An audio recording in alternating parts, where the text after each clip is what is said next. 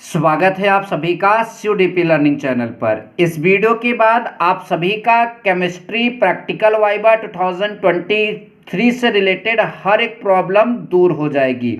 जी हाँ, class 12th UP board exam के लिए जो आपका प्रैक्टिकल एग्जाम चल रहा है उसका वाइवा भी आप इस समय दे रहे होंगे।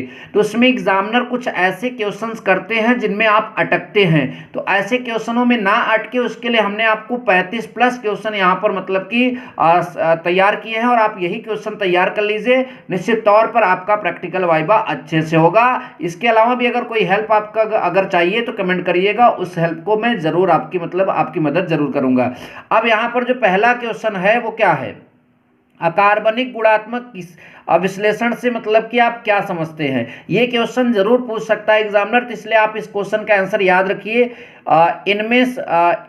इसमें किसी अकार्बनिक लवण के आयनों की पहचान की जाती है, किसी अज्ञात लवण या लवणों के मिश्रण में उपस्थित क्षारकीय और अम्लीय मूलकों की पहचान करना होता है। तो ये आपका क्या होता है, अकार्बनिक गुणात्मक विश्लेषण। ठीक, उसके बाद मूलक, ये बहुत इंपॉर्टेंट है।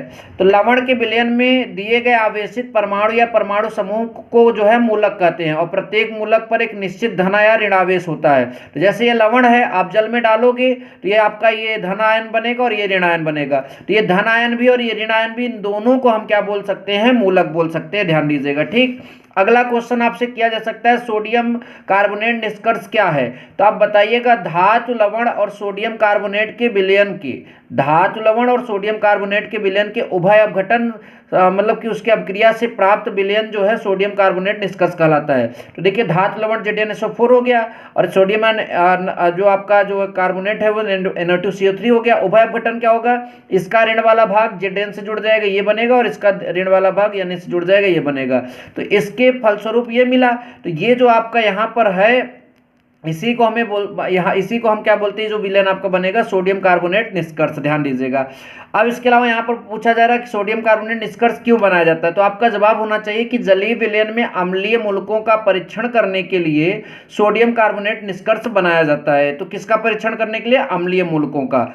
अगला क्वेश्चन आपसे पूछ सकता है, सोडियम कार्बोनेट निष्कर्ष से किस अम्लीय मूलक का परीक्षण नहीं किया जा सकता। तो आपका जवाब होना चाहिए CO3 डबल माइनस, क्योंकि देखिए सोडियम कार्बोनेट में आपका खुद ही डबल माइनस है, तो इसलिए कार्बोनेट मूलक का जो है इससे मतलब कि इस लवण का कुल मिलाकर इस निष्कर्ष से परीक्षण नहीं किया जा सकता। चलिए और क्वेश्चनों को देखते हैं। अब आपसे क्वेश्चन पूछा जा सकता है, छठा नंबर हमारे पास है, चूने का पानी जो है किसे कहते हैं। तो COH का होल ट्वाइस, कैल्शियम हाइड्रोक्साइड चूने का पानी होता है, जरूर बताइएगा। पानी में अविलेय सल्फेट पूछे तो BSO4 बताइए, बेरियम सल्फेट। जल में जो है अविलेय क्लोराइड पूछे तो AgCl बताइए, सिल्वर क्लोराइड। समूह अभिकर्मक पूछे तो आप बोलिए, जिस अभिकर्मक द्वारा किसी समूह के सभी क्षारकीय मूलकों का अवक्षेपण हो जाता है वो समूह अभिकर्मक होता है। अम्लराज पूछे तो बोलिए 3 आयतन HCl और 1 आयतन HNO3 सांद्र विलयन अगर मिला रहेगा तो आपका अम्लराज कहलाएगा। मार्स गैस का अगर सूत्र पूछा जाता है तो CH4 बताइएगा। H2SO4 में अम्लीय मूलक, तो देखिए अम्ल का पार्ट H निकाल दीजिए, जो बचेगा वही अम्लीय मूलक SO4 double minus sulphate ion जिसे बोलते हैं, यही आपका अम्लीय मूलक है। अब NaOH में क्षारीय मूलक अगर आपसे पूछे तो OH निकाल दो, क्षार का जो पार्ट होता है, तो आपका जो बचा वो आपका क्षारीय मूलक हो जाएगा।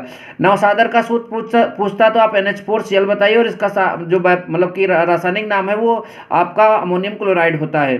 कास्टिक सोडा का पूछे तो NaOH, और यहीं पर अगर कास्टिक पोटास का पूछता है तो KOH बताइएगा। अब आइए 16 नंबर क्वेश्चन भी जल्दी से आपका यहाँ पर दे देते हैं बताकर। ठीक है, मानक विलयन किसे कहते हैं, जिस विलयन की सांद्रता ज्ञात होती है उसे मानक विलयन कहते हैं। कितना सिंपल क्वेश्चन है। अनुमापन क्या होता है, तो देखिए ध्यान से, दिए गए विलयन से क्रिया करने वाले विलयन का वह आयतन, दिए गए विलयन से क्रिया करने वाले विलयन का वह आयतन ज्ञात करना जो मतलब दिए गए विलयन के एक निश्चित आयतन से क्रिया कहलाता है, वो आपका अनुमापन कहलाता है। उसके बाद यहाँ पर जो है अंतिम बिंदु से क्या समझते हैं, तो वह बिंदु जिस पर सूचक का रंग परिवर्तन करके, सूचक जो है विलयन का रंग परिवर्तन करके अनुमापन की पूर्णता दर्शाता है, वो आपका अंतिम बिंदु कहलाता है। सूचक क्या है, तुरंत क्वेश्चन करेगा। तो जो पदार्थ विलयन का रंग परिवर्तन करके अनुमापन की पूर्णता दर्शाता है उसे सूचक कहते हैं। राइडर का भार 10 ग्राम, बहुत इंपॉर्टेंट है। राइडर का भार कितना होता है, 10 मिलीग्राम। और राइडर किस धातु का बना होता है? एल्यूमिनियम का। राइडर का उपयोग क्या होता है? 10 मिलीग्राम से मतलब कम भार ज्ञात करने के लिए राइडर का उपयोग करते हैं। मोहर लवण बहुत इंपॉर्टेंट सूत्र है, याद रखिएगा, लिख लीजिएगा। FeSO4 × NH4 का होल ट्वाइस SO4 × 6H2O मोहर लवण, फेरस अमोनियम सल्फेट बोलते हैं रासायनिक नाम में। मोहर मतलब कि मोलर विलयन क्या है? यदि किसी 1 लीटर विलयन में जो है विलेय का 1 मोल घुला हो तो उसे मोलर विलयन कहते हैं। मोलल विलयन क्या है? मोलर अलग है, मोलल अलग होता है। तो मोलल में क्या होगा? यदि किसी विलायक के 1 किलोग्राम में विलेय का 1 मोल घुला हो तो मोलल होता है, और विलयन के 1 लीटर में 1 मोल घुला हो तो मोलर होता है। तो इसको अच्छे से क्लियर कर लीजिएगा। चलिए और प्रश्नों को जल्दी से देख लेते हैं। हमारा अगला प्रश्न है, पोटासियम का सूत्र पूछेगा तो K2SO4 × L2SO4 का होल थ्राइस × 24H2O। हालांकि मोहर लवण का मैंने अभी बता दिया तो इसको अब बताने की जरूरत नहीं है। मोहर लवण को बनाते समय सल्फ्यूरिक अम्ल की कुछ बूंदे क्यों मिलाते हैं? तो आप बताइएगा कि फेरस सल्फेट के जल अपघटन को रोकने के लिए। आपसे पूछेगा पोटासियम के विलयन में कौन से आयन है? तो देखिए पोटासियम ये है तो पोटेशियम, सल्फेट और एल्यूमिनियम, ये आपके 3 आयन मिलेंगे। पोटेशियम, एल्यूमिनियम और सल्फेट 3 आयन आपको देखने को मिल गए। मोहर लवण के विलयन में कौन से आयन उपस्थित है? तो देखिए यहाँ पर Fe++, SO4 और NH4+, ये आपके 3 आयन उपस्थित होते हैं। बेंजीन का सूत्र C6H6। आपसे संरचना बनवाएगा तो ये बना दीजिएगा। एस्टिक अम्ल कैसा अम्ल है? आप बताइएगा दुर्बल अम्ल। एस्टिक अम्ल का सूत्र पूछेगा CH3COOH, ठीक। और हाइपो का सूत्र पूछेगा तो Na2H2O3 आपका हाइपो है, इसे सोडियम थायोसल्फेट भी कहते हैं। तो थैंक यू सो मच, जय हिंद, वंदे मातरम।